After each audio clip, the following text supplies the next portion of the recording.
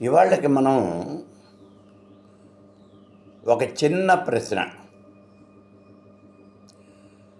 రుద్రుడికి అభిషేకం చేయాలి అంటే నమకము చమకము మనం తప్పనిసరిగా చదవాలి. వీటినే రుద్ర సూక్తము అంటారు. ఈ రుద్ర సూక్తాన్ని చదువుతూ మనం రుద్రుడికి అభిషేకం కానీ హోమం కానీ చేస్తాము. ఇవి ఆడవాళ్ళు కూడా చేయవచ్చా? ఇది ఒక ప్రశ్న. ఇందులో రెండోది, ఇప్పుడు మేము నమ్మక చమకాలు నేర్చుకోవాలంటే చాలా సమయం పడుతుంది కదా, వాటికి ఏదైనా ప్రత్యామ్నాయం ఉందా? ఇది రెండో ప్రశ్న. ఈ రెండు ప్రశ్నలకి కూడా ఇవాళ మనం సమాధానం చూద్దాం. నమకము చమకం అనేవి యజుర్వేదంలో చెప్పినటువంటి సూక్తాలు. దాన్నే రుద్ర సూక్తము అని అంటాం.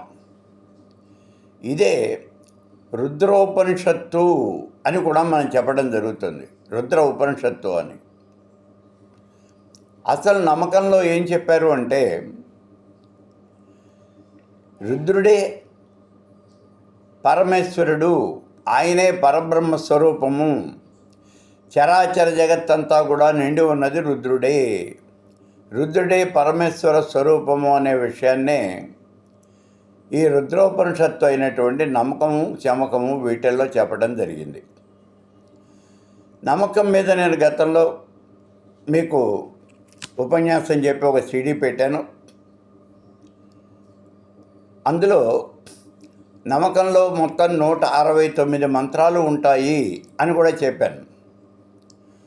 నమ్మకంలో 169 మంత్రాలు ఉంటాయి. అంటే 11 అనువాకాలు ఉంటాయి. 11 అనువాకాల్లోనూ కలిపి 169 మంత్రాలు ఉంటాయి. ఈ 169 మంత్రాల్లోనూ కూడా ఈశ్వరుడే పరమేశ్వర స్వరూపము, ఆయనే పరబ్రహ్మ, సృష్టి స్థితి లయకారకుడు, సర్వము ఆయనే అనే విషయాన్ని ఇక్కడ చెప్పడం జరుగుతుంది. ఇలా అంటే అన్నీ నువ్వే.